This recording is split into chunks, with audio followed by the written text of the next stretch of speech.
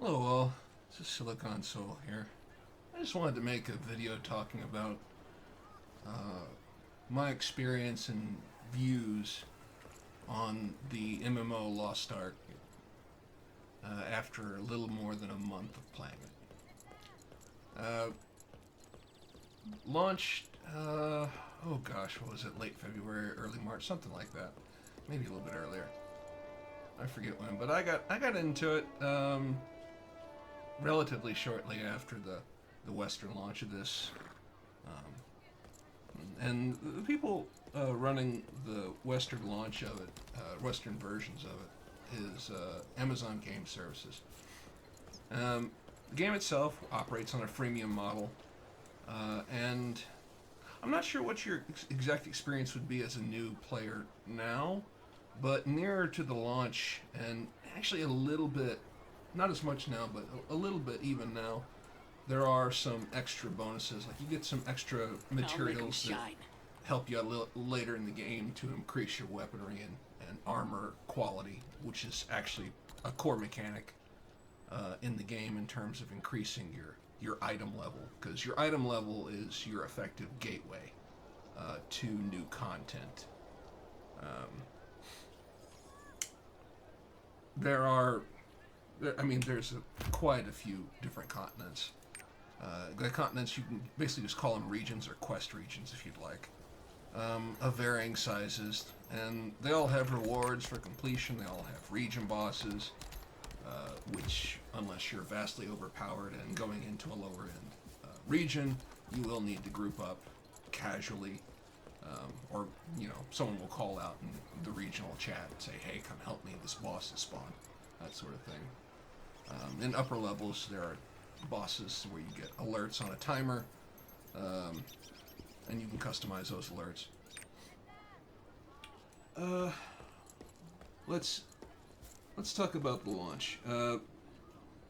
Launch was a little bit rough.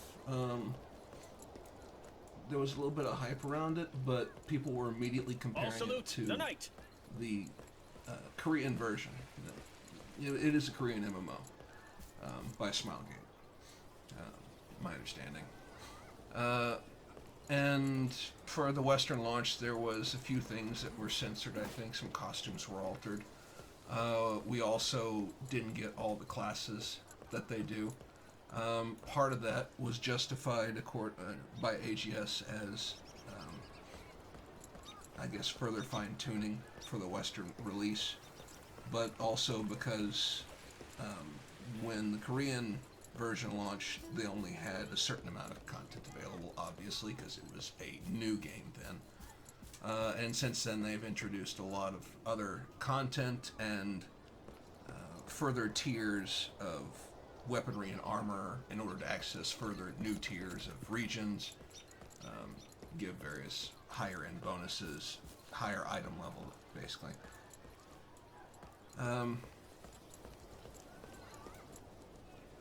Yeah.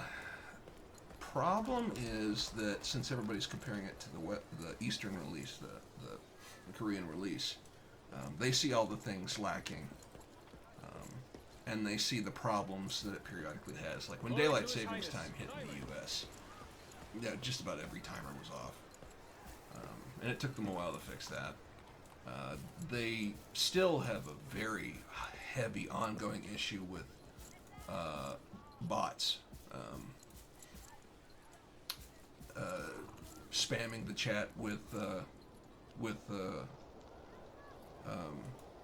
gold offers, but it's funny is they say they watch the accounts and they ban a lot of accounts for participating what they call RMTs or real money transactions. They haven't really figured out how to truly ban the bots. And the bots play I'm really curious if the bots are actually programs or if there are actually some people behind some of them, because they're very highly efficient and rigid. I suspect it's a program, and if so, it's a very well-coded program. They have tracked it down, pathing on maps.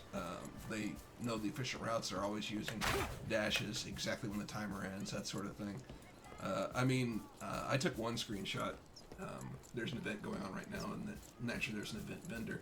I took one screenshot a couple days ago when the event rewards reset at the events vendor, and it was nothing but all berserkers clustered around the it's the Arkesia race event. They were all clustered around that event vendor, presumably performing transactions. Remember to activate. Or maybe that's just their gathering spot. There's just like right here. There was a huge cluster of berserkers, and I'm guessing maybe they go primarily with berserker. I have heard they go with a couple mages and everything, but it's mostly berserkers. I think the berserkers move faster, and I think that's why they do it. But, when I first started in Prideholm, which is the very first actual city that you're in, it was nonstop, and even like a few weeks in, nonstop spamming. So you're blocking and reporting it if you want to. It's but an honor to meet you. The block list is limited to 100 names, and they keep innovating, and I guess the tide has stemmed a little bit, but they're still just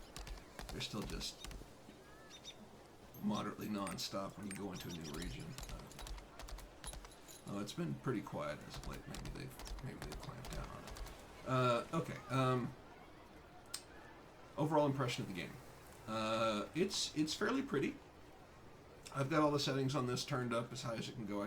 I believe, but I am running the DirectX 9 version, specifically because for some reason on my computer, certain games in DirectX 11 just crash more often. I could name a couple, but there's no point. Just know that that's why. It's pretty. They have very pretty cutscenes, very lush, pretty isometric environments like this. I don't know if it's not really isometric, but it's this perspective that you see here. It's kind of Diablo-esque. It's a lovely day. And there's maps in here where it really does look like it should come out of Diablo 3.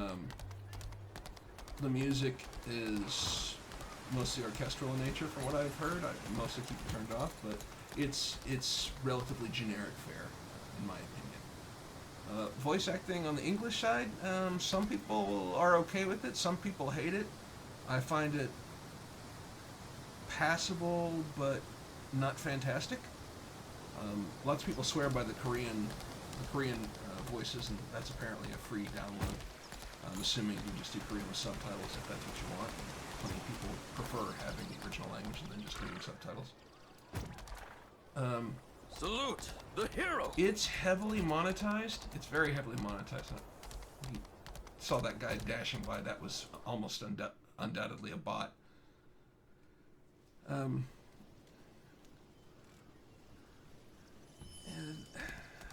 quest lines. The first few continents, almost the entire first 60 hours of the game, if you're playing everything to completion and trying to find everything, it's almost all tutorial, and it takes its time very slowly in teaching you every single thing, and then it introduces new factors, new elements to the game, presumably like when Tier 2 was introduced in Korea, they probably did the same thing. But yeah, there's tons and tons of collectibles in weird places. There's multiple little things for which you have a separate energy meter, like, see right here, there's a Dreamwalker flower that you can forage, which is foraging as a skill. And then that little indicator means I have this turned on, which is search, which highlights an animal is hiding in here. I throw a machete at it because that's the only way you can hunt, at least at my level. And it bounces out stunned, and I hit it again. And now I also have the other part of hunting, which is carving. And there are a few beasts in here, but no matter what you hit, just about, there's a very, very small subset of what types of resources you get. Like you can hit like an iron ore or a copper ore or a topaz or a higher level ore deposit, for example, with the mining skill, and you will only get variants of iron ore, which I find very weird. And apparently, there's about 5 or 6 different fish types in the entire game, and most of the time, you're only going to be getting like regular fish and pearls, and maybe some was it like red meat. But yeah, I mean, there's a few resources for each one, but it's some of them you'll get loads of, and others you'll get very few. Red flesh fish, yeah. So I mean, I'm about 266 hours in. I've just reached. I'm about midway through the Yorn region, and those people that have played know where I'm at. I'm a little over item level 600, and I think the upper tiers of item levels these days are like the 1300s. So I figure I got a long way to go, or a lot of in-game content. And that's kind of the next part. In-game content. There's loads of little raids you can do. You can do a lot of stuff by yourself. There's a few party raids or guild raids, that sort of thing. There's a number of guild activities, some of which are really fun. A lot of them are just massive horde modes. Salute And others are the work together to take down a particular heavy boss, that sort of thing. And it's all very well animated. Sticking points. It's very padded. Some of the quests you can tell are very padded. Like go here, go here, go here, go here, go here, fetch this, go here, go here. It makes heavy use of its emotes options in just regular quest lines, like as part of your one of your quest objectives midway through a quest, for example, might be use the /talk option emote to explain things. Use the ask option to ask a question about this. Play the Song of Valor. Oh yeah, there's loads of songs, some of which grant special access to certain things. There's the Song of Escape, which everyone gets. You get you out of a dungeon or escape islands more quickly than going to the exit point. There's other ones you can earn to give you access to various collectibles in certain regions, like Song of Resonance and Forest Minuet. Song of Eternity and Rohindel is the same function. I think there's another song, Romantic Weapon, that does the same thing, and Yorn. I'm sure there's more somewhere around there.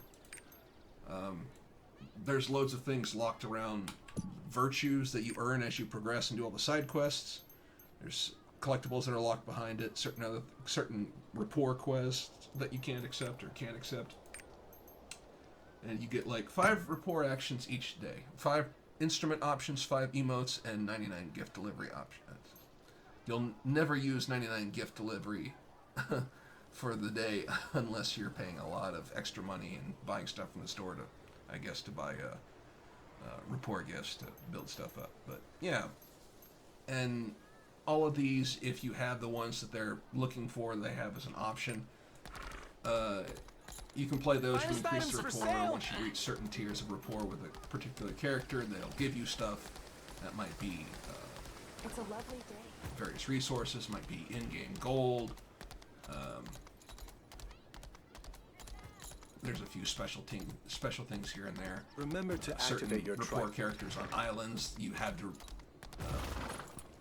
basically finesse them into the upper tier, the max status or trusted, in order to get the island soul, which is yet another collectible option. And that's the biggest part of the padding are the collectibles. Aside from the way the quests are structured in general, you collect collectibles, and that gives you rewards, and it helps you collect more collectibles, and that gives you some things that help you out. Like see here, there's a rapport action. I'm gonna play Song of Temptation, and that gives me like 200 or 375, something like that. And you can see it takes a while. Like doing one character for rapport without gifts can take, if they're an upper level character with loads of points to fill. I mean, you're talking 20 to 40 days. If you do just like the emote and the instrument actions each time, for example. That's why it's really good when the like the various daily login rewards and that sort of thing help out with rapport gifts and things like that. But I don't think it's that often for new characters. You can earn other stuff though through Nothing to report. just playing certain actions. You earn passes to various things. You get extra bloodstones, they call them, basically the guild currency to exchange for entrances to other things. Extra XP that you don't have to work for as hard. Extra items to help you hone your weaponry and armor. There is what's the word I'm looking for? There's an absolute dearth. There's a plethora of various in-game currencies of a variety of things. These are both for honing your weaponry and armor. These are general open world coins, I guess you call them. Both rewards and payment options to participate in certain tasks. Takes 300 to buy the Astray ship, which is an upper end ship, but not sure if it's worth it. I don't have it. So other people seem to like it. You use gold like for deposit for auctions, but it also takes gold to send out dispatches from your stronghold. You'll find like certain items for completion, for example. You'll have to buy them from a vendor, and for example, in Yorn, my understanding is that this right here, this wonderful rum, or what was it? One of the items in the cooking section in Yorn, you have to buy from a vendor, and it's like 1.4 million silver. But I mean, this is all the crap that I've collected since I started. I have a lot of stuff, but I also haven't opened a lot of chests. I've been saving them for when I actually need them.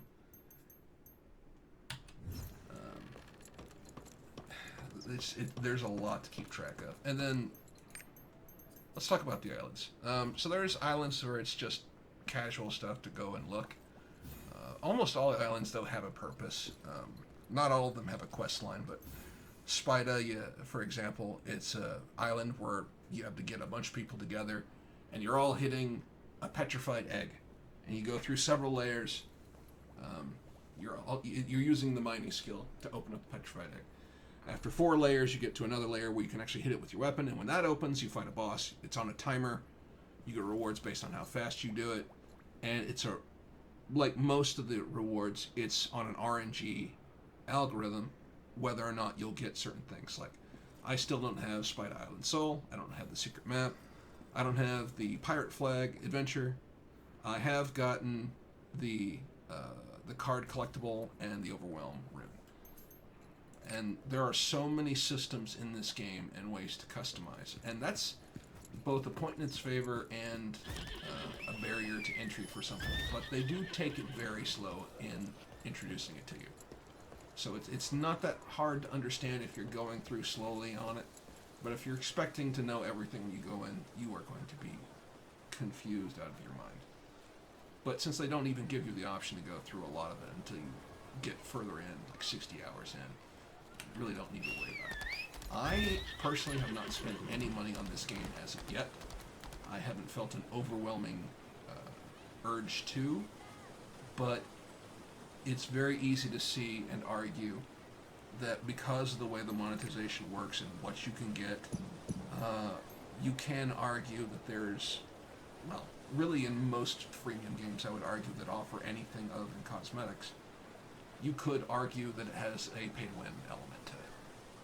But thus far, I haven't really felt compelled to do anything. It's all... I think there's various people on YouTube that have made the argument that if you're offering items to expedite busy work so you don't have to do it in-game, then it's almost like you're saying your game isn't... I mean, that content isn't worth playing. If I can expedite it and I don't want to play it in the first place, for example. But it's taken me a long time to earn, like, I had like 800 crystals, for example, and that was including the ones that I got for free as a bonus and going through the dailies and getting daily rewards, for example. I'm sure there's ways later on to earn these, or ways that I'm not aware of. So I'm not going to condemn them for that. But you'll find that various things like increasing your card catalog size after a certain point. You'll find that there's a limit when you start out. It keeps on filling it. Look, expand catalog slots. Well, that's going to take 50 of those crystals in order to give you one line of these. Since we're on here, why not talk about cards?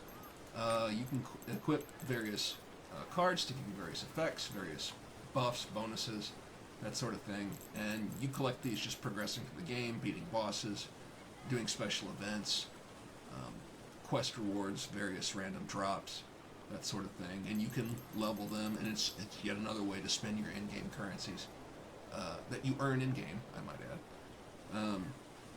But yeah, you can customize it up to the situation. I find it terribly tiresome to customize at all given times, so I'm just trying to use the best cards at the time, and I'll adjust it if I ever actually have a problem. I haven't felt the need to adjust it very much at all playing through this game.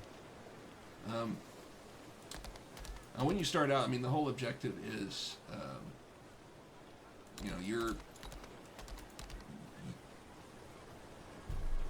you're the main character supposedly in the story of 800 main characters, or 8,000, or 8 million, however many people are playing this game now.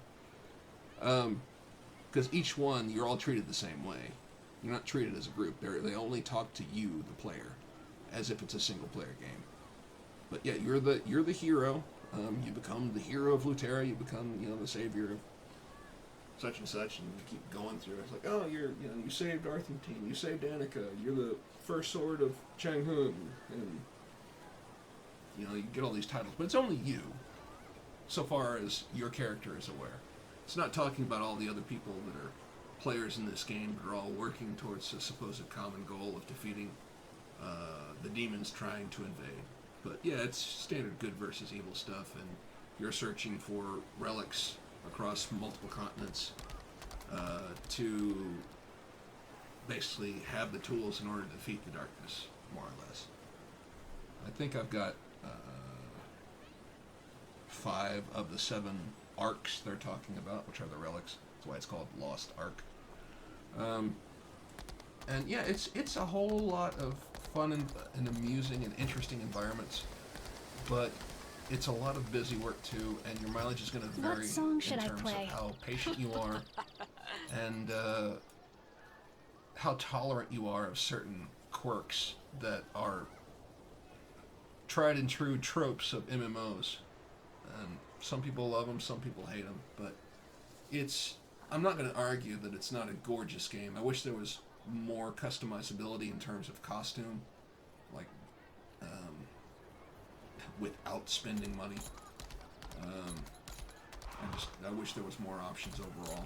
It does have a fairly robust character creator in terms of the initial layout, like faces and stances and that sort of thing. Initial costume set, or the basic costume set that you're choosing. But it just feels limited once you get further into the game, unless you're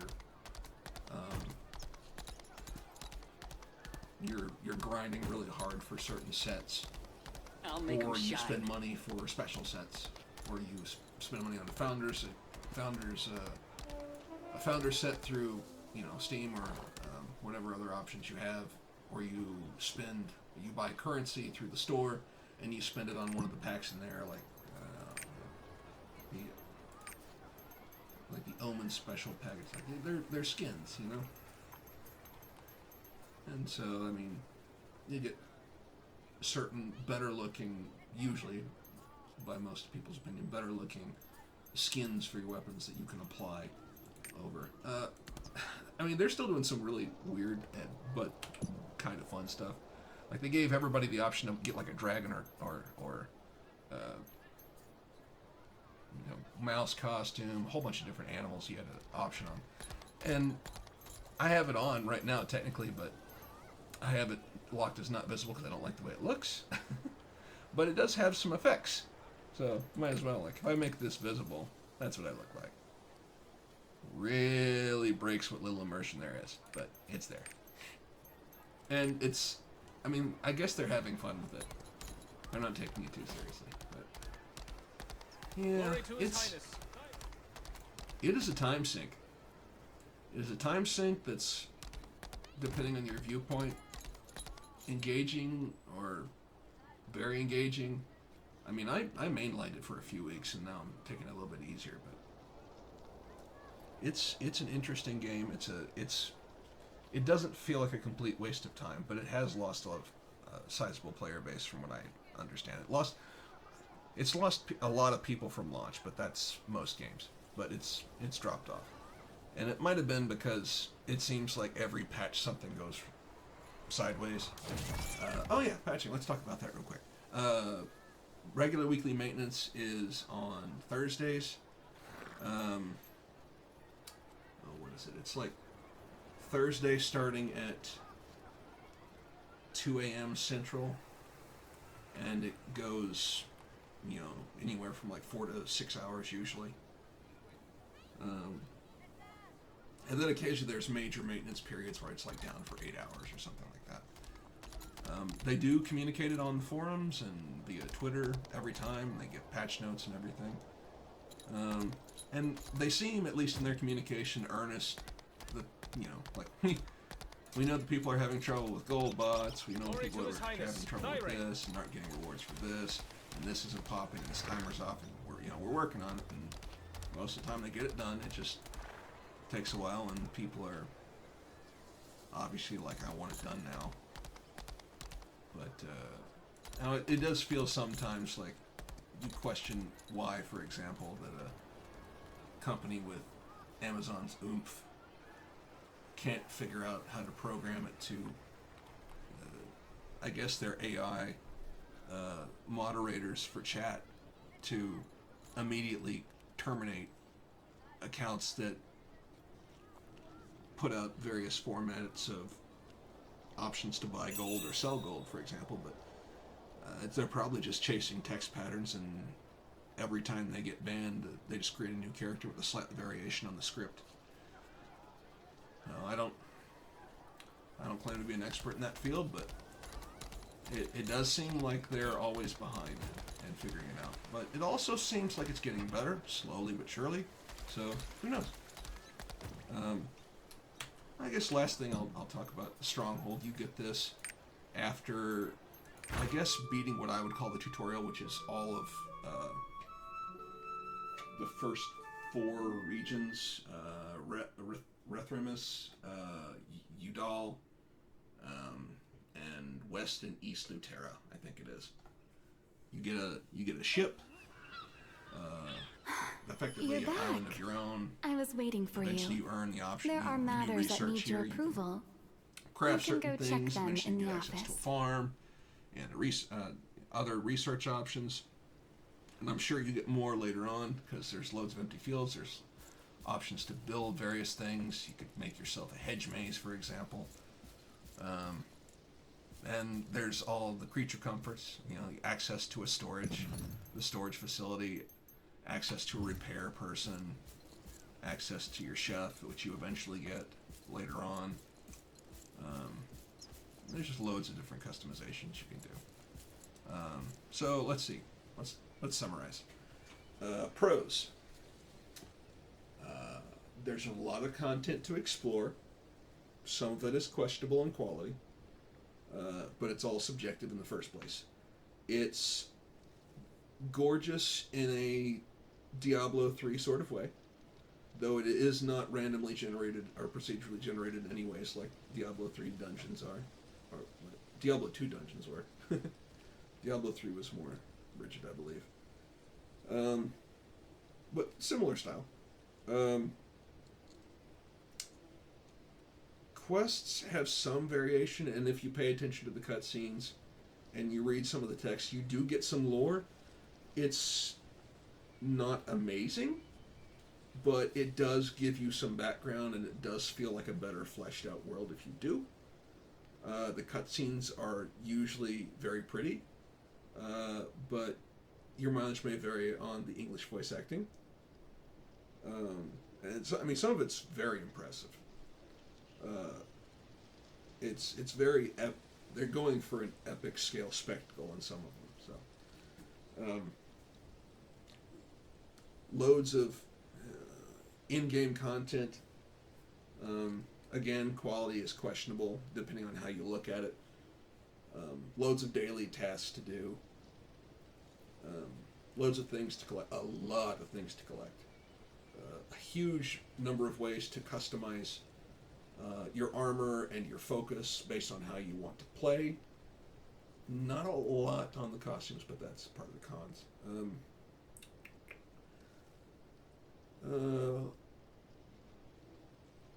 There is a sense of community, and sometimes the community is we're all united in believing that AGS can do better. And other times it's we all hate this, but it's fun to make fun of it while we keep doing it and hope that the RNG blesses us with the collectible that we need to proceed and stop and never have to do this particular island again, for example. Spida being one of them. Spida, Toki, Alakir, that sort of thing. Oh, Alakir. Yeah, you fight giant chickens. Actually, there's a couple islands where you fight chickens. Go figure. Oh, and the vendor in that section is Colonel Saunders. At least in the Western version, which is immensely cute. Like any MMO, there are diehard fans which will immediately gripe at you if you voice any complaint against their beloved MMO. There are others that will sympathize with you. There is an element of toxicity which is present in any MMO. Just look at the chat forums, or the forums, or the chat, or any Steam comment thread, for example.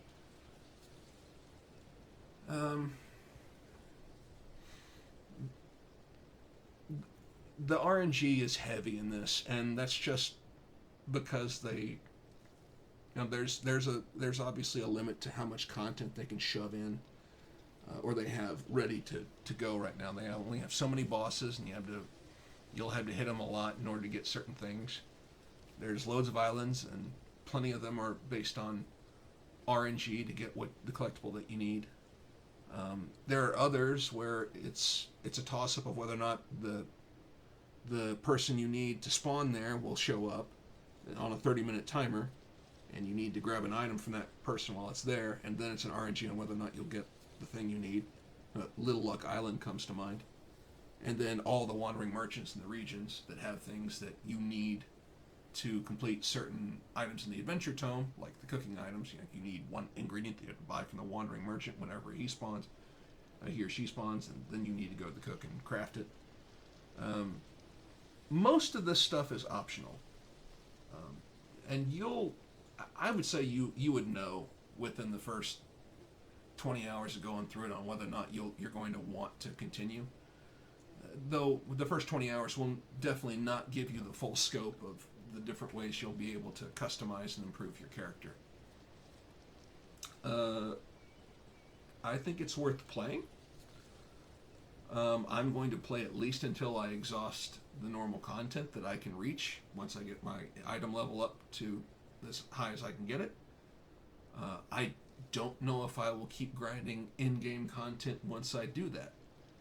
I might go back to it once more content is released. It's not a bad game. It's not a fantastic game, but it's not a bad game.